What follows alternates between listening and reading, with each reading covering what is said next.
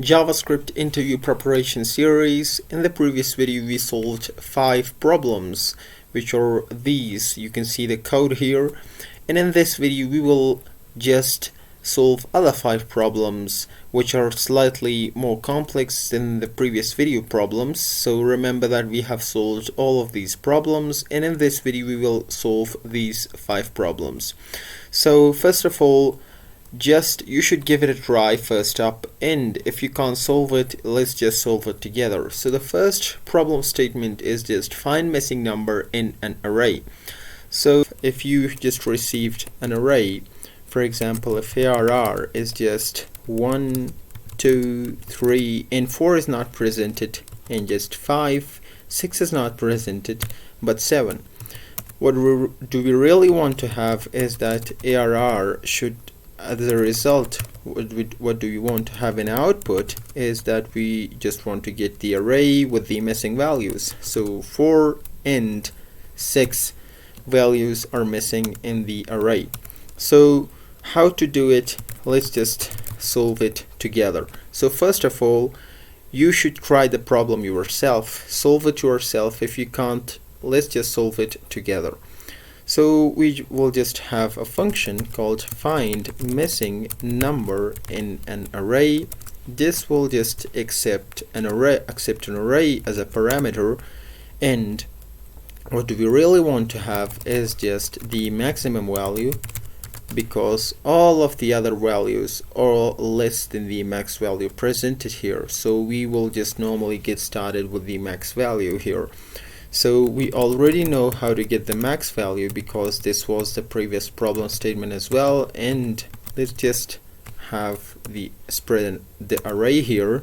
We are just having the max value here, and let's just have a set based on the array that we received. Because of its method, we do need the has method. This is just a hint. If you can just go from here and solve the problem yourself right now here as well.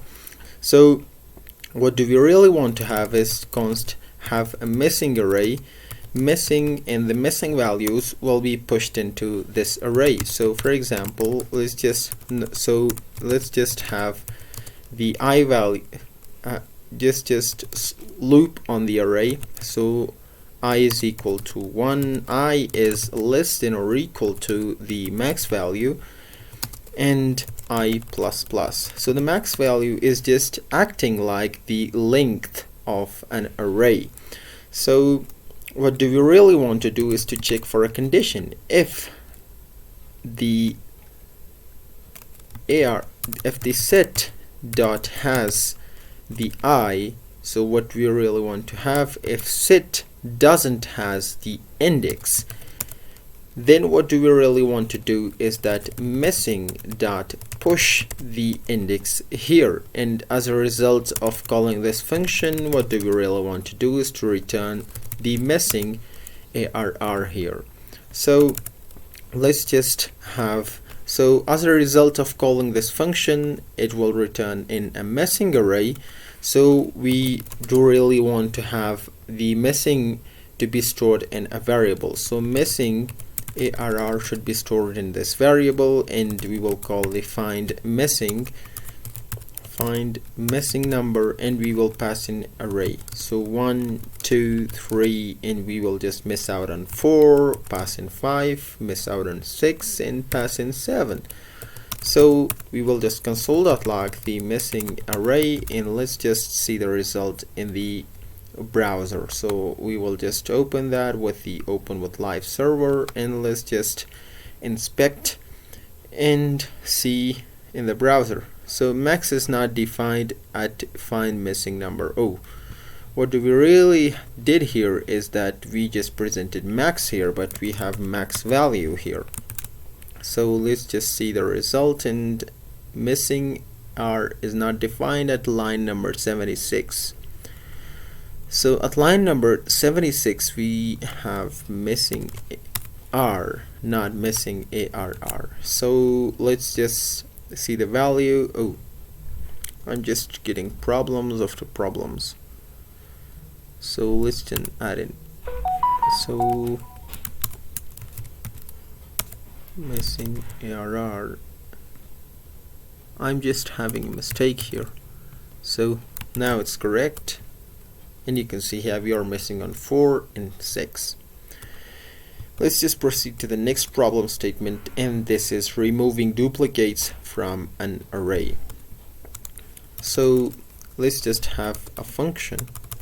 So for example, if we having an array, and this just includes the duplicate values 2, 2 and 3. So what do we really want to have? The ideal output is that we are just wanting to have an array with 1, 2 and 3 values presented. So we just want to get rid of the duplicate values. Let's just have a function remove duplicates, and this will just accept an array as a parameter. We just want to have a set because set is a collection of unique values, and we just want to have a new set based on the array that we received, and we just want to have the array back as a result. So we will have array. So array is already declared at the top of the scope because we just declared that in the previous when we were solving problems in the first part. So let's just have array. Let's just define array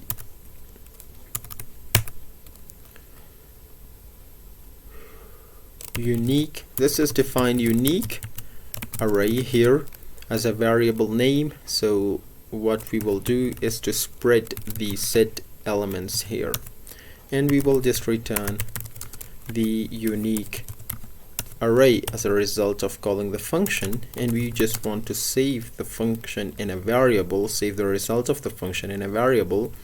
So we will just call in the removed duplicates. So we just call in remove duplicates, and we will just still have an array presented here and 3. So let's just console.log the removed duplicates, and let's just see in the browser, and you can see here we just have unique elements in an array.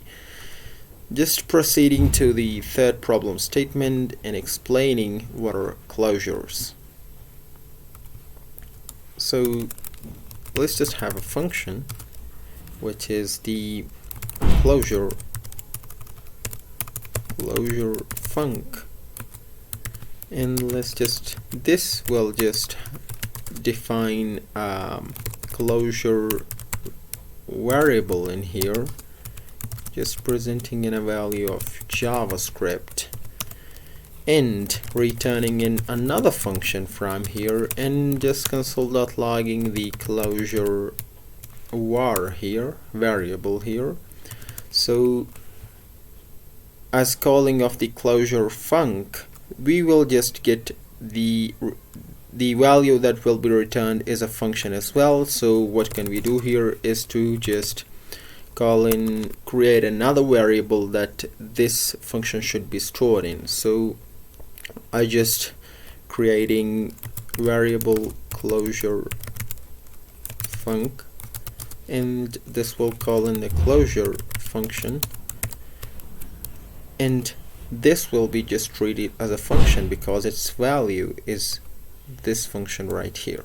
So what can we do here is to have variable closure function, and what do we got as a result is JavaScript. So as a normal programmer, what do we really expect? That this closure var shouldn't be accessed in this function scope because this closure func was already popped off the call stack. So this closure func was already executed. The variable shouldn't be accessed inside the child of the closure func. So closure mainly is a function that remembers its birthplace. So the returning function is just being declared in the closure func.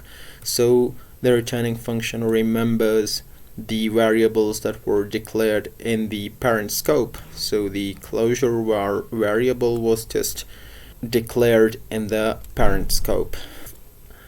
Another problem here is just explain what is hosting in JavaScript. This is very easy, but it's just very common interview question.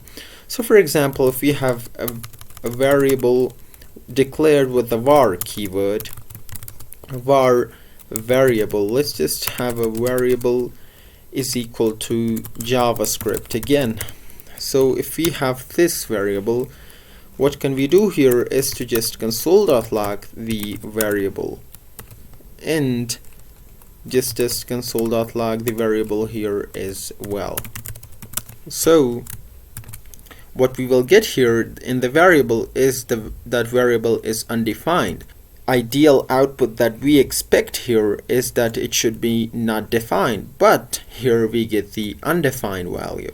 So let's just take it here, and you can see here the undefined. There is a big difference between undefined and not defined. Undefined is a value. To remember that variables declared with var keyword are just imported at the top and assigned in a value of undefined. And the last problem statement is implement debouncing.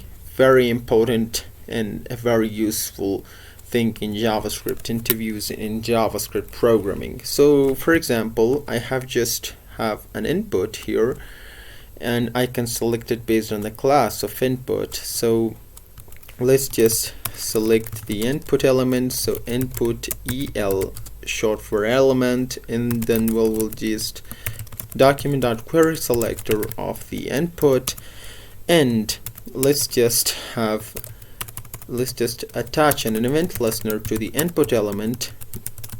So input of the event of input, and we can just call in a function here, pass an event, and let's just have console.log e.target and .value. So let's just see the output. So let's just type in something like the. So let's just write in my name, and you can see here these are like just 5 events were just called in here. So for performance optimization, we cannot call in this function 5 times in just a milliseconds of time. So what we really do here is to delay a function call, a function invocation for some time, and that is what really debouncing is. So debouncing is just delaying a function invocation and calling a function after some time. So how to implement the feature is, first of all, let's just create a function called debounce, and let's just have a function of debounce, and this will accept a function that should be delayed in the delayed value. So from this function we will just return another function, and this will just have an arguments, and these arguments will be specified later. So in this right here, what should we do here is to have a set timeout, because this is the function in JavaScript that lets us delay a code invocation, a code that we want to be delayed and be invoked after some time. So set timeout, this in as accepts a function as a first parameter and a delay time in the second parameter, in the second argument, sorry. So this is the delay that we expect here, and in this function what do you want to do is to call in a function, the function that we received here in the debounce function, to be called after this amount of delay. So we will just call in a function with the arguments that we received. So let's just have a debounced search function as well, debounced search, and we will just have a debounce here, which will be remember that debounce here returns a function as well. So the debounce function here expects a function as a first parameter, so we just will pass a function here, and in the second parameter, remember that we have a delay, so the delay will be kind of 500 milliseconds, a half a second. So what do we want really to do is that this function right here, the anonymous function, will be called in after 500 milliseconds. So what do we want to do after the 500 milliseconds is to call in the debounced search function with the value of e.target.value. Sorry, e.target.value. So this will be called in here. So let's just remove this, and what do we really want to do is to just accept in the query that we passed in here in the e.target.value, and in the curly braces we will just console.log the query here, and let's just have the problem here. So the problem is that the problem is that we are executing the function, but the function is exactly just called 3 times here, and I don't want to call it 3 times. So what do I really want to do here is what are we really doing is that we are just setting out set timeout, and this function is delayed for 500 milliseconds, but all of these functions are just executed in the web environment, and what these will do is the 3 function will be called all of them together after 500 milliseconds, but I don't want them to be executed all at one time. So I want to have a timeout ID, and what do I really need to do here is to assign in an ID here, because the set timeout function will just return in an ID. And what do I really want to do is to clear the timeout ID before that we get the new set timeout. So I will just have clear timeout and pass in the timeout ID, and right now I think there will be no problem. So let's just go to, and you can see here just one event executed. So this is all for the video, and in this video we just learned how to find missing number in an array, removing duplicates, explaining water closures, hoisting, and implementing debouncing. So thanks a lot for watching.